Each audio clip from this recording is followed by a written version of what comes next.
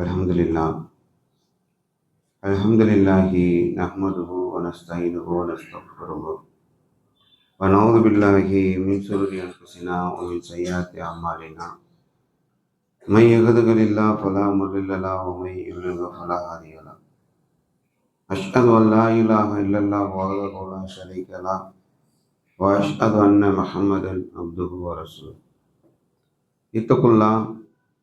इत्तकुल्लाह हक़्क़ तुक़ातिही व ला तमूतुन्ना इल्ला व अंतुम मुस्लिमून इत्तकुल्लाह அல்லதி தஸாஅலூன பிஹி வல் அர்ஹாம் இன்னல்லாஹ கான அலைக்கும் ரகீபா இத்தகுல்லாஹ் வ கூலு கௌலன் ஸதீதா. அன்பார்ந்த இஸ்லாமிய சகோதரர்களே சகோதரிகளே, அல்லாஹ் ரப்பல் ஆலமீன் நம் மீது கடமையாக்கி இருக்கக்கூடிய ஜும்ஆ எனும் இறைவணக்கத்தை நிறைவு செய்வதற்காக நாம் எல்லாம் ஒன்று கூடியிருக்கிறோம். இந்த உலகத்திலே வாழக்கூடிய மனிதர்களுக்கு இந்த உலகத்தில் எப்படி வாழ வேண்டும் என்ற அந்த வாழ்க்கை சித்தாந்தத்தை சொல்லித்தரக்கூடிய நிலைகளை நாம் எடுத்து பார்த்தோம் என்று சொன்னால் மிகவும் அரிதாக காண கிடைக்காத ஒன்றாக மாறிக்கொண்டிருக்கின்றது. ஒரு மனிதன் கல்வி கற்கின்றான். கல்வி கற்பது என்பது ஒரு மனிதனை பண்படுத்த வேண்டும், நாகரிகத்தினுடைய உச்சிக்கு மனிதனை கொண்டு வர வேண்டும், ஒரு நல்ல ஒழுக்கமுள்ளவனாக மனிதனை மாற்ற வேண்டும் என்ற அந்த சிந்தனையில் கல்வி கற்கக்கூடிய நிலையங்களுக்கு நாம் சென்றோம் என்று சொன்னால் அதற்கு மாற்றமான நிலையைத்தான் நாம் பார்க்க முடிகின்றது. ஒழுக்கம் என்பது கிலோ எவ்வளவு என்று கேட்கக்கூடிய அளவிற்கு மாணவர்களுடைய நிலை மாறிக்கொண்டிருக்கிறது. ஒரு பள்ளிக்கூடங்களிலும் சரி, கல்லூரிகளிலும் சரி, ஒழுக்கத்தை போதிக்க வேண்டிய நிலையங்களாக அது இருக்கிறதா என்று சொன்னால் அப்படி இல்லை. அதற்கு மாற்றமாக ஆசிரியர்களே நடக்கக்கூடிய சம்பவங்களையும் நாம் பார்க்கத்தான் செய்கின்றோம். அப்போ நம்ம படிக்கிற பிள்ளைகளிடத்துல இப்போ ஒழுக்கம் என்பது இல்லை என்று சொன்னால் அப்போ எங்கதான் நம்ம போய் பார்க்கறது? எப்படிதான் நாம் உருவாக்குவது? படித்துவிட்டு வெளியே வருகிறார்கள், வந்ததற்கு பிறகாவது அவர்களிடத்தில் நல்ல பண்புகள் இருக்கிறதா, நல்ல குணங்கள் இருக்கிறதா என்பதை நாம் எடுத்து பார்த்தோம் என்று சொன்னால் படிக்கும் போதே அவங்கள ஒரு பணம் சம்பாதிக்கக்கூடிய ஒரு மிஷினா தான் உருவாக்குறாங்க. நீ பொருளாதாரத்தை ஈட்டக்கூடியதற்காகத்தான் நீ படிக்கவே போற அப்படின்ற மாதிரி சிந்தனை ஊட்டப்படுகிறது. படித்து முடித்து வெளியே வரக்கூடிய சூழ்நிலையில அந்த பணம் என்ற அந்த ஒரு இலக்கை நோக்கியே பயணம் செய்கிறார்கள். ஒரு மருத்துவர்கிட்ட போறோம்னு சொன்னா ஒரு மனித நேயம் இருக்கணும், ஒரு அன்பு இருக்கணும், ஒரு பாசம் இருக்கணும். அதெல்லாம் இல்லாமல் வெறும் காசு பணம்ன்ற அந்த இலக்கை மட்டுமே வைத்து மருத்துவர்கள் செயல்படக்கூடியதை எல்லா இடங்களையும் பார்க்கலாம். எல்லா மருத்துவர்கள் கிட்ட போனாலும் அந்த மருத்துவர்கள் வெறும் பணம் சம்பாதிக்கிற அந்த குறிக்கோளோடு இருக்கக்கூடிய ஒரு சிலர் விதிவிலக்கு இருப்பாங்க. பெரும்பாலான மருத்துவர்கள் போனோம்னு சொன்னாக்கா திரும்ப ஸ்கேன் எடுங்க, திரும்ப எக்ஸ்ரே எடுங்க, திரும்ப பிளட் டெஸ்ட் எடுங்க, ஏற்கனவே எடுத்துட்டோம், அது இல்லை நீங்க புதுசா எடுங்க. நம்ம எடுக்கக்கூடிய ஒவ்வொரு டெஸ்ட்டுக்கும் அவருக்கு ஏதாவது ஒரு வருமானம் வரக்கூடிய நிலையில் அது இன்று ஒரு வருமானம் வரக்கூடிய தொழிலாக இன்று மருத்துவத்தை மாற்றி வைத்திருக்கக்கூடிய ஒரு சூழ்நிலையை பார்க்கணும். ஒரு படிச்சு முடிச்சுட்டு ஒரு இன்ஜினியர் வெளியே வராரு, அவரிடம் கூட நீங்க நல்ல படிச்சவர் நல்ல பண்புள்ளவர்னு போனோம்னா அவரிடத்திலும் அந்த ஒழுக்கமோ மனித நேயமோ இல்லாத தன்மைகளைத்தான் பார்க்கணும். பல இடங்கள்ல கலப்படம் செய்யக்கூடிய ஒரு சூழ்நிலைகளை பார்க்கணும். இப்படி உலகம் முழுக்க நாம் எடுத்து பார்த்தாலும் நல்ல பண்புகளை நல்ல ஒழுக்க மாண்புகளை உருவாக்கக்கூடிய ஒரு நிலை எங்குமே காண கிடைக்கவில்லை என்பதுதான் யதார்த்தமான உண்மை. ஆனால் இஸ்லாம் என்ன சொல்கிறது? இப்படி உலகத்துல எல்லாரும் ஒரு பக்கம் போனாலும் நம்ம அப்படி போக முடியாது. அல்லாஹ்வுடைய தூதர் அவர்கள் சொல்கின்றார்கள், என்னுடைய விருப்பத்திற்குரியவர் மறுமையில் என்னோடு இணைந்திருப்பவர் யார் தெரியுமா என்று சொல்லி அல்லாஹ்வுடைய தூதர் கேட்கிறார். அல்லாஹ்வுக்கும் பிடிச்சிருக்கணும், அல்லாஹ்வுடைய தூதரோடு மறுமையில் இணைந்திருக்க வேண்டும் என்று சொன்னால் அது யார் என்று நபி தோழர்கள் கேட்கிறார். அப்ப அல்லாஹ்வுடைய தூதர் சொன்னாங்க, உங்கள யார் நல்குணத்தில் சிறந்தவரோ அவர்தான் எனக்கு பிடிச்சவராகவும் இருப்பாரு, அவர்தான் மறுமையில என்னோடு இணைந்திருப்பார் என்று அல்லாஹ்வுடைய தூதர் அவங்க சொல்றாங்க. திருமறை குர்ஆனில் அல்லாஹ் ரப்பல் ஆலமீன் சொல்லும் போது அம்மாமன் சகுலத் மவாசீனுகு ஃபஹுவ ஃபீ ஈஷத்தில் ராலியா, எந்த ஒருவருடைய அந்த திருப்தி அடைந்த வாழ்வில் இருப்பார் என்று சொன்னால் யாருடைய நன்மை கனமாக இருக்கிறதோ அவர் சந்தோஷமான ஒரு வாழ்க்கையில் நுழைவார். அம்மாமன் கஃபத் மவாசீனுகு உம்முகு ஆவியா, எவருடைய அந்த நன்மையுடைய தட்டு லேசாக இருக்கிறதோ உம்முகு ஆவியா, அவர் ஆவியா என்று சொல்லக்கூடிய இடத்துக்கு போவாரு. வமா அதிராக்கமாக மாகியா, இந்த ஆவியான்றது என்ன தெரியுமா? நாருல் ஹாமியா, அது சுட்டரிக்கக்கூடிய நரகத்துடைய நெருப்பு என்று அல்லாஹ் ரப்பல் ஆலமீன் சொல்லி தருகிறார். சொர்க்கத்திற்கு செல்ல வேண்டும் என்று சொன்னால் நன்மையுடைய தட்டு ரொம்ப கனமா இருக்கணும்.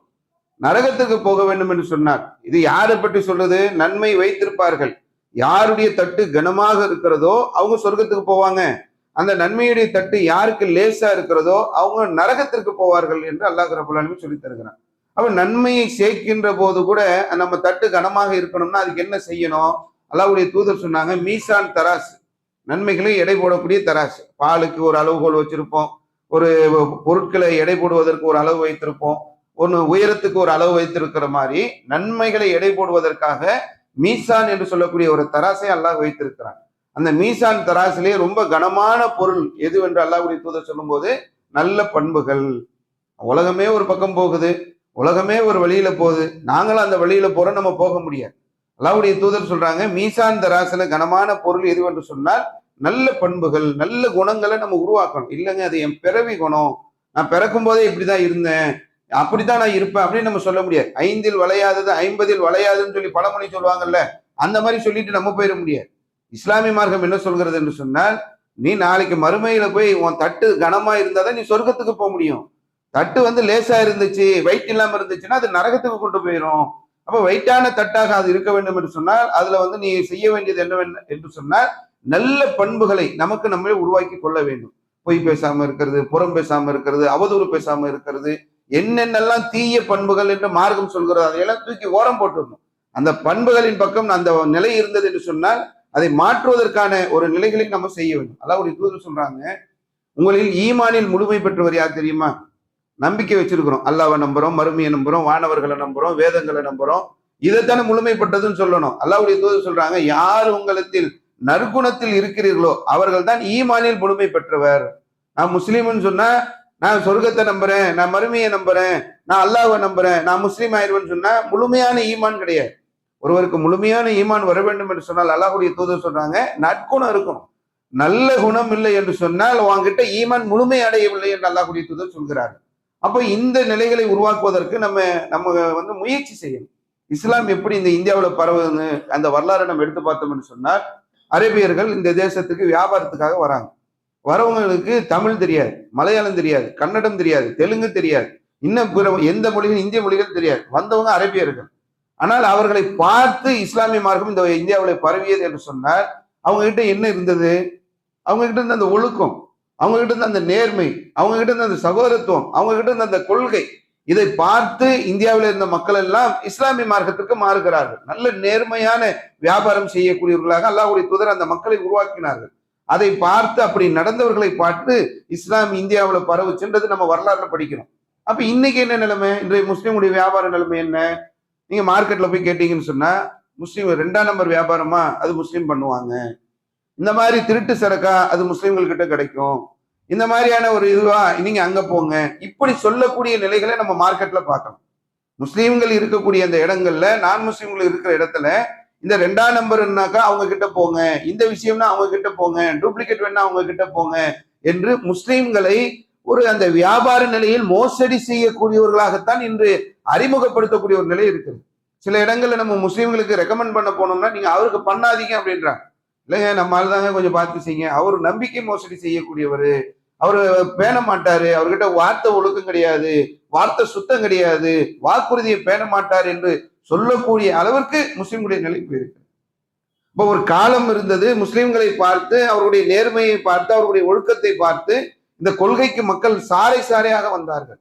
ஆனால் இன்றைய தினத்துல முஸ்லிம்களிடத்துல அந்த ஒழுக்கம், நேர்மை, அந்த பேச்சுகள்ல உள்ள விஷயங்கள் எல்லாம் மாறி வரக்கூடிய ஒரு சூழ்நிலைகளை நம்ம கண்கூடாக பார்க்கிறோம். அப்போ இந்த மாதிரியான விஷயங்களை எல்லாம் நம்ம வாழ்க்கையில அடிப்படையிலே மாற்ற வேண்டிய தேவை இருக்கிறது. அல்லாஹ்வுடைய தூதர் அவர்கள் ஆரம்ப காலங்கள்ல மக்காவுல தௌஹீத பிரச்சாரம் பண்ணாங்க. தௌஹீத பிரச்சாரம் பண்ணும்போது ஒரு கடுமையான ஒரு நெருக்கடியை அங்க சந்திக்கிறாங்க. அந்த நெருக்கடியை சந்திக்கும் போது அல்லாஹ்வுடைய தூதர் என்ன பண்றாங்கன்னா, ஒரு சில மக்களை நீங்க அபிசீனியாவுக்கு போயிருங்க, நீங்க ஹிஜ்ரத் பண்ணி அபிசீனியாவுக்கு போயிட்டீங்கன்னு சொன்னாக்கா இங்க ரொம்ப கஷ்டமா இருக்கு, இங்க நெருக்கடியா இருக்கு, அதனால நீங்க அங்க போயிட்டீங்கன்னா அங்க கொஞ்சம் நிம்மதியா இருக்கலாம்னு சொல்லி அல்லாஹ்வுடைய தூதர் அனுப்பி வைக்கிறாங்க. இவங்க ஒரு சில கூட்டம் என்ன பண்றாங்கன்னாக்கா முஸ்லிம்கள் கிளம்பி அபிசீனியாவுக்கு போறாங்க. அபிசீனியாவுக்கு முஸ்லிம்கள் போறாங்கன்னு தெரிஞ்ச உடனே குறைஷிகள் என்ன பண்றாங்கன்னா, அப்துல்லா இப்னு அபி ரபியா, அம்ரு பின் ஆஸ் 2 பேர்கிட்டையும் சில பரிசு பொருட்களை எல்லாம் கொடுத்து அனுப்பி வைக்கிறாங்க. இவங்க அபிசீனியாவுக்கு போறாங்க, நீங்க நேரம் அங்க போயிட்டு அங்க இருக்கக்கூடிய மன்னரை சந்திச்சு இவங்களை பத்தி எடுத்து சொல்லி இவங்க இங்க இருக்கக்கூடாது, அவங்கள அங்கிருந்து கிளப்பி விடுற வேலையை பாரு என்று சொல்லி இவங்க கிட்ட நிறைய பரிசு பொருட்கள் எல்லாம் கொடுத்து அனுப்புறாங்க. இவங்க நேரா அங்க அபிசீனியாவில் போறாங்க, நஜ்ஜாசி மன்னரை சந்திக்கிறாங்க. இந்த மாதிரி மக்காவுல இருந்து ஒரு சில குரூப் இங்க வந்திருக்கிறாங்க, அவங்க எங்க ஊர்ல பெரும் குழப்பத்தை ஏற்படுத்தினவங்க, எங்களுக்குள்ள பெரும் சண்டைகளை பிரச்சனைகளை ஏற்படுத்தினவங்க. அவங்க என்ன பண்ணியிருக்காங்க, இப்ப உங்க ஊருக்கு வந்திருக்கிறாங்க. வந்திருக்கக்கூடிய அவங்க எங்க கொள்கையை சார்ந்தவங்களும் கிடையாது, உங்க கொள்கையை சார்ந்தவங்களும் கிடையாது. அபிசீனியாவில் நஜ்ஜாசின்ற ஒரு ஆட்சி செய்கிறார், அவர் கிறிஸ்துவ மன்னர். இங்க இருந்து வந்து இருக்க உங்க கொள்கையை சார்ந்தவங்களானா அதுவும் கிடையாது. எங்க கொள்கையை சார்ந்தவங்களா, பல சிலைகளை பல கடவுள்களை வணங்கக்கூடிய அந்த நம்பிக்கை உள்ளவங்களும் கிடையாது. இதுக்கு நடுவுல வேறொரு கொள்கையை வைத்துக் கொண்டு மக்களுக்கு மத்தியில பெரிய குழப்பத்தை அவங்க ஏற்படுத்துகிறார்கள் என்று சொல்லி அவங்க போய் அங்க நிக்கிறாங்க. இந்த செய்தியை நீங்கள் எடுத்து பார்த்தீர்கள் என்று சொன்னால், அந்த நேரங்கள்ல அவங்க நஜாசி கூப்பிடுறாரு, யார்ப்பா அது, முஸ்லீம்கள்லாம் வந்திருக்கிறாங்களாம், கூப்பிடு, அவங்கள என்னன்னு கேட்போம் என்று சொல்லி அழைக்கிறார்.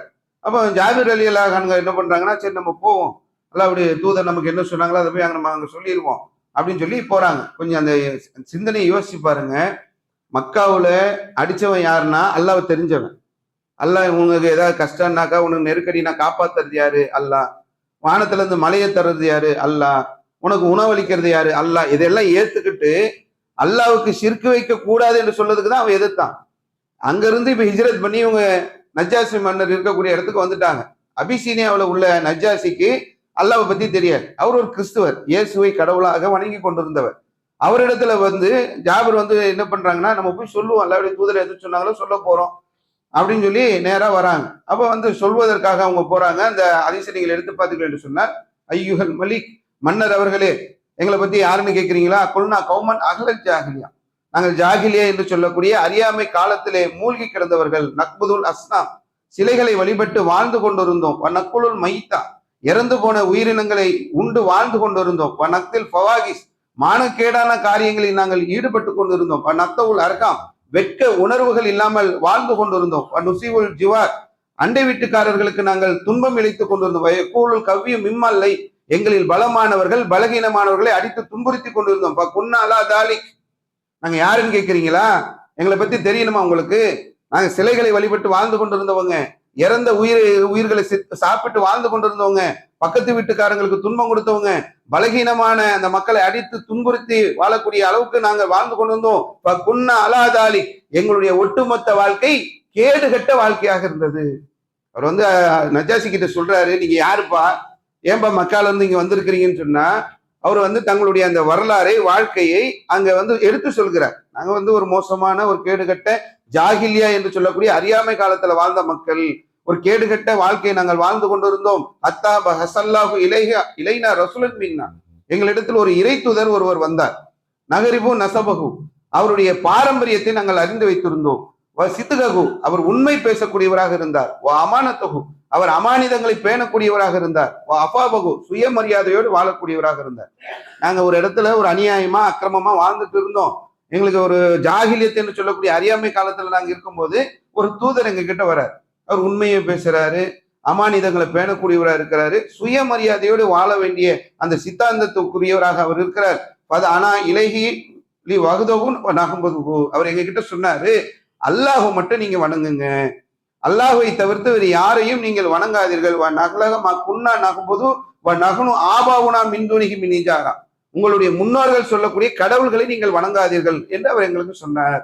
இவ்வளவு அழகா சொல்றாங்கன்னா, ஒரு கொள்கையை அவங்களுடைய அடிப்படை ஆரம்ப காலகட்டத்தில் அல்லாஹ்வுடைய தூதர் செய்த பிரச்சாரத்தை எடுத்து வைக்கிறாங்க. எங்க வாழ்க்கை ஒரு மோசமான கேடுகட்ட வாழ்க்கை, இந்த வாழ்க்கை வாழும் போது வந்த ஒரு இறை தூதர் ஒரு நியாயமான ஒரு நேர்மையாக நடக்கக்கூடியவராக இருந்தாரு. அவர் வந்து எங்க கிட்ட ஒரு கடவுளை வணங்குங்க, அவருக்கு இணை கற்பிக்காதீங்க, உங்க முன்னோர்கள் சொன்ன கடவுள்களை நீங்கள் வணங்காதீர்கள் என்று சொன்னார் என்று தௌஹீதை எடுத்து முதல்ல சொல்றார். என்ன இஸ்லாமுடைய அடிப்படைன்றதை புரிஞ்சுக்கிறது தான் இந்த ஹதீஸை நான் உங்களுக்கு எடுத்து சொல்றேன். இஸ்லாமுடைய அடிப்படை ஆரம்ப கால பிரச்சாரங்கள் எப்படி இருந்தது என்று சொன்னால், அல்லாஹ்வுடைய தூதர் அவர்கள் ஏகத்துவத்தை தௌஹீதை எடுத்து சொன்னார்கள். அடுத்ததாக ஜாபிர் அவங்க சொல்றாங்க, அமரனா, அவர் எங்களுக்கு கட்டளையிட்டார், பி சிதிக்கில் அதீஸ், உண்மையை பேச வேண்டும் என்று எங்களுக்கு சொன்னார். அதாயில் அமானத், அமானிதங்களை பேணி நடக்க வேண்டும் என்று சொன்னார். சிலத்தில் ரஹீம், சொந்த பந்தங்களோடு இணக்கமாக இருக்க வேண்டும் என்று சொன்னார். உஸ்னில் ஜிவார், அண்டை வீட்டுக்காரர்களுக்கு அடைக்கலம் தர வேண்டும் என்று சொன்னார். வல் கஃபியன் மகாரின், தடை செய்யப்பட்ட காரியங்களை விட்டு விலகி இருக்க சொன்னார். திமாயி, பிற உயிர்களை கொல்லக்கூடாது என்று சொன்னார். விபச்சாரத்தில் ஈடுபடக்கூடாது என்று சொன்னார். கவுலி ஜூர், பொய் சாட்சி சொல்லக்கூடாது என்று சொன்னார். அக்லின் மாலம் எத்தி, அனாதைகளுடைய சொத்துக்களை சாப்பிடக்கூடாது என்று சொன்னார். கத்வில் முக்சனா, கற்புள்ள பெண்கள் மீது அவதூறு சொல்லக்கூடாது என்று சொன்னார். அமரனா, எங்களுக்கு மேலும் அவர் கட்டளையிட்டார். நான் உஸ்ரிக்கு பிகி செய்யா, அல்லாஹ் ஒருத்தனை மட்டுமே வணங்க வேண்டும், அவனுக்கு யாரையும் இணை கற்பித்து விடக்கூடாது என்று சொன்னார். அருமையான ஒரு இஸ்லாமிய அடிப்படை பிரச்சாரத்தை அந்த இடத்துல ஜாபிர் அவங்க எடுத்து வைக்கிறாங்க. எங்க ஒரு வாழ்க்கை ரொம்ப மோசமான, மார்க்கம்னா என்னன்னே தெரியாத ஒரு கேடுகட்ட வாழ்க்கை. ஒரு தூதர் வருகிறார், அவர் ஏகத்துவத்தை எங்க கிட்ட எடுத்து சொன்னார். சொன்னதுக்கு அப்புறம் அவர் சொன்னதையெல்லாம் அவர் பட்டியல் போடுறாரு.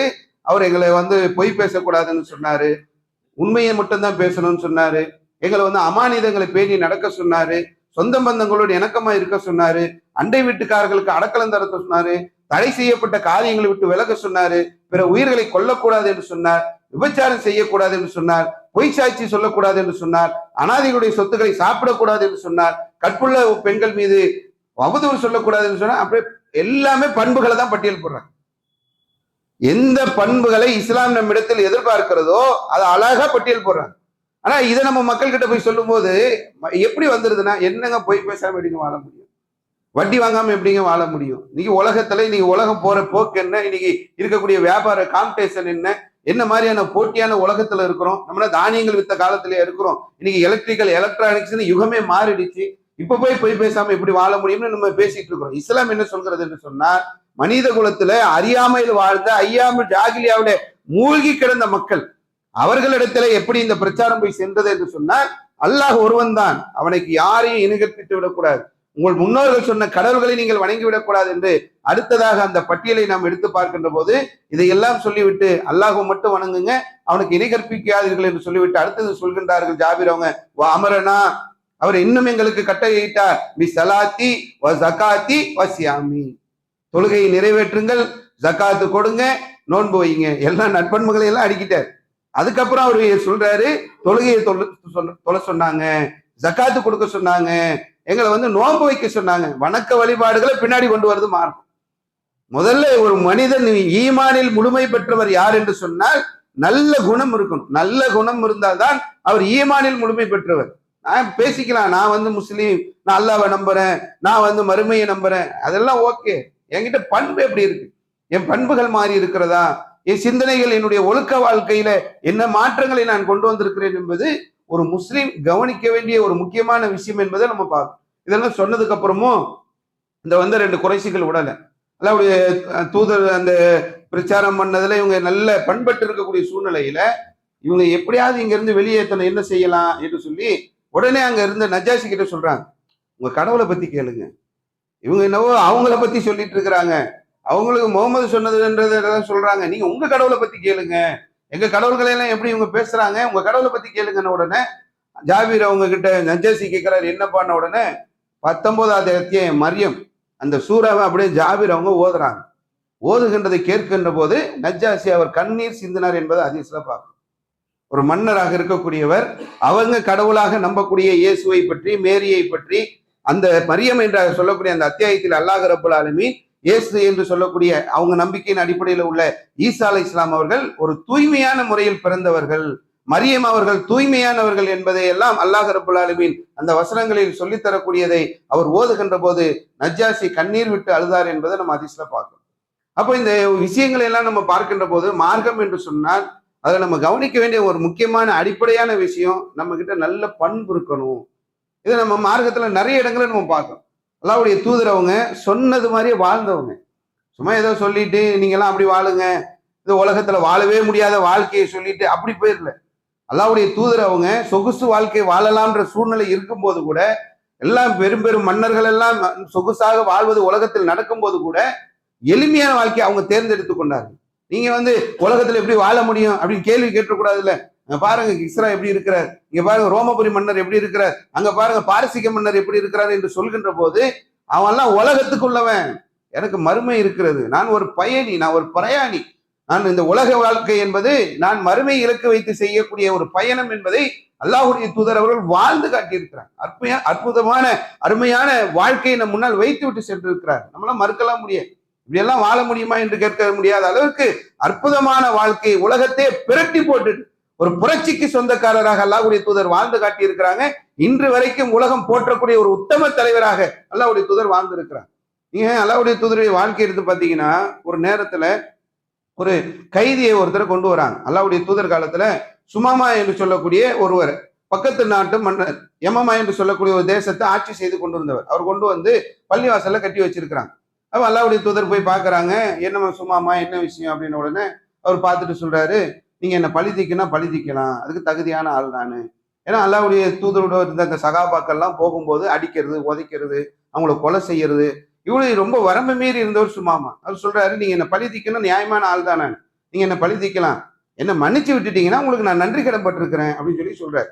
அப்ப அல்லாஹ்வுடைய தூதர் போயிடுறாங்க. திரும்ப அடுத்த நாள் வராங்க. என்ன சுமாமா, நீங்க என்ன பழி தீக்கினா தகுதியான ஆளு, நீங்க என்ன மன்னிச்சிட்டீங்கன்னா நான் நன்றி கடன் பட்டிருக்கிறேன்றாங்க. திரும்பவும் அல்லாஹ்வுடைய தூதர் போய் இயல்பு வாழ்க்கைக்கு போயிடுறாங்க. மூணாவது நாள் வந்து கேட்குறாங்க, என்ன சும்மாமா, திரும்பவும் சும்மாமா அதையே சொல்றாரு. அல்லாஹ்வுடைய தூதர் சொன்னாங்க, அவரை அவுத்து விட்டுருங்க அப்படின்னோன்னா அவர் கழட்டி விட்டுறாங்க. கொஞ்சம் ஒரு யதார்த்தத்தை யோசிச்சு பாருங்க. அல்லாஹ்வுடைய தூதர் மேல வெறுப்புக்குரியவர், சகாபாக்கள் அடிச்சு துன்புறுத்தினவர், ஒரு நாட்டுடைய மன்னர், அவர் கொண்டு வந்து ஒரு பள்ளிவாசல்ல கட்டி போட்டு வச்சிருக்கிறாங்க. இப்ப கழட்டி விட்டாச்சு.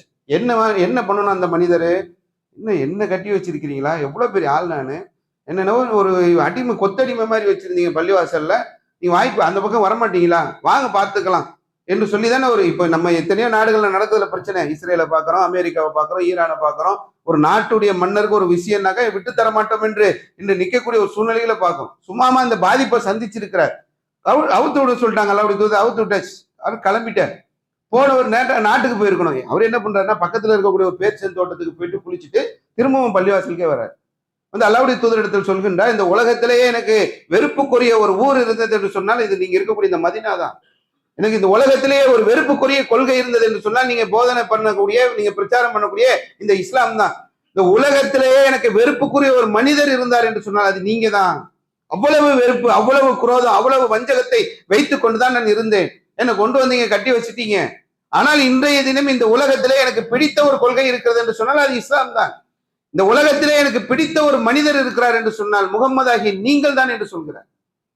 அதாவது ஒட்டுமொத்த வெறுப்புமே களையக்கூடிய அளவிற்கு அல்லாஹ்வுடைய தூதருடைய அந்த 3 நாள் வாழ்க்கையை நேர்ல பார்த்த உடனே அப்படியே மாறிட்டாங்க. அப்போ ஒரு மனிதர் ஒரு தன்னுடைய, அதாவது ஒரு கொள்கையில இருந்து வர்றதுங்க, இதெல்லாம் சும்மா காதுல கேட்டு போற விஷயம் இல்ல. நீங்க ஒரு இந்து கொண்டு வந்து இஸ்லாத்துல சேர்த்து பாருங்க தெரியும். அவன் இவ்வளவு நாள் பிறந்து வளர்ந்து ஒரு சித்தாந்தத்துல ஊறி இருக்கின்ற போது அந்த கொள்கையை விட்டு வேறொரு கொள்கைக்கு வர வேண்டும் என்று சொன்னால் அவ்வளவு ஈஸியா வர முடியாது.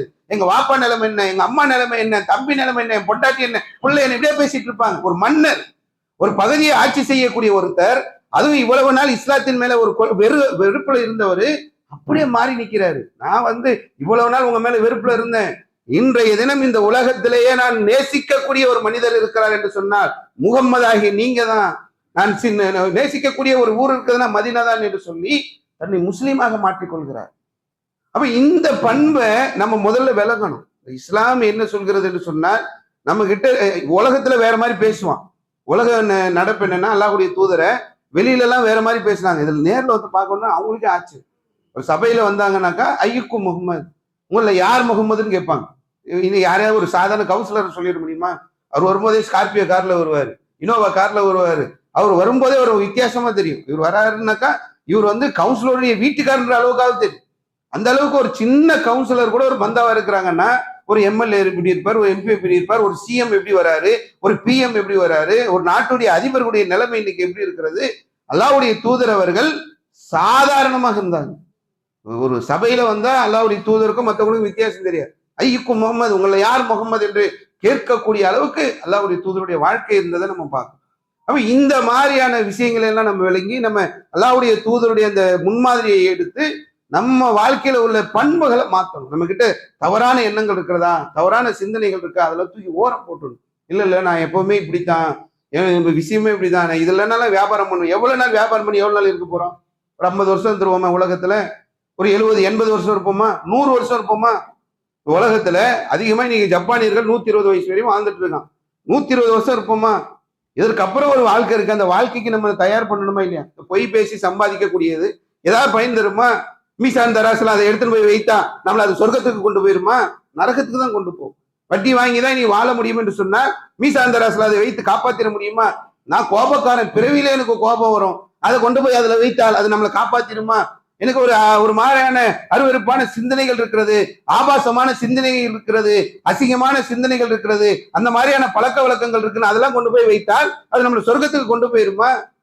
அப்ப எதெல்லாம் நம்மை நரகத்திற்கு கொண்டு செல்லுமோ அந்த பண்புகள் நம்மிடத்தில் இருந்தது என்று சொன்னால் இந்த ரமலானோட அதை தூக்கி வீசிடும். அல்லாஹ்வுடைய தூதர் சொன்னாங்க, யார் பொய்யான பேச்சுகளையும் பொய்யான நடவடிக்கைகளையும் விடவில்லையோ அவர் நோன்பு நோற்று அல்லாஹ்வுக்கு எந்த நன்மையும் கிடையாது. நீ பசியோடனே இருக்கு, தாகத்தோடனே இருக்கு, அல்லாஹ்வுக்கு எந்த நன்மையும் கிடையாது. அது நோன்பு நமக்கு ஏற்படுத்த வேண்டிய மாற்றத்தை அதை ஏற்படுத்தவில்லை என்று அல்லாஹ்வுடைய தூதர் நமக்கு சொல்லியிருக்கிறார். அப்ப இந்த அருமையான இந்த ரமலான் மாதத்துல நிறைய பயிற்சிகளை, இறையச்ச பயிற்சிகளை எடுக்கிறோம், திருமறை குரானோடு அதிகமாக தொடர்பு வைக்கிறோம், நிறைய வணக்க வழிபாடுகள்ல ஈடுபடுறோம். இந்த மாதிரியான அந்த காலகட்டங்கள்ல நம்ம கிட்ட இருக்கக்கூடிய அந்த பண்புகளை எல்லாம் நிச்சயமா முடியும். 5 வளையாதது 50 வளையாது என்பது அது பழமொழிக்கு நல்லா இருக்கும். மார்க்க உபதேசங்கள், மார்க்க வரலாறை எடுத்தோம் என்று சொன்னால் ஜாகிலத்தில் இருந்த அந்த மக்கள் தௌஹீதை ஏற்ற பிறகு அப்படியே அவங்களுடைய வரலாறு மாறி இருக்கிறது, அவங்களுடைய சிந்தனைகள் மாறி இருக்கிறது, அவங்களுடைய நிலைகள் மாறி இருக்கிறது, அவங்களுடைய பண்புகள் மாறி இருக்கிறது. ஒழுக்க சீலர்களாக, ஒழுக்க பண்புள்ளவர்களாகத்தான் நபித்தோழர்கள், சகாபாக்கள் இருந்தார்கள்ன்றதை பார்க்கும். அவன் 5 வயசுல அப்படி இருந்தாங்க, 50 வயசுல மாறாம இருந்தாங்கன்னு சொல்ல முடியாது. எல்லோரும் மாறி இருக்கிறார்கள். இந்த கொள்கை நிச்சயமாக மாற்றக்கூடிய ஒரு சித்தாந்தத்தை தான் நமக்கு அல்லாஹும் அல்லாஹ்வுடைய தூதரும் கொடுத்திருக்கிறார்கள் என்பதை விளங்கி நம்ம கிட்ட இருக்கக்கூடிய பண்புகளை இந்த ரமலான் மாதத்துல தீய பண்புகளை அதை விட்டு விலகி நல்ல பண்புகளை வளர்த்துக் கொள்ளக்கூடிய நன்மக்களாக நாம் இருக்க வேண்டும் என்று என்னுடைய முதல் உரையை முடித்துக் கொள்கின்றேன். வாஹிரு தாவானா அல்ஹம்துலில்லாஹி.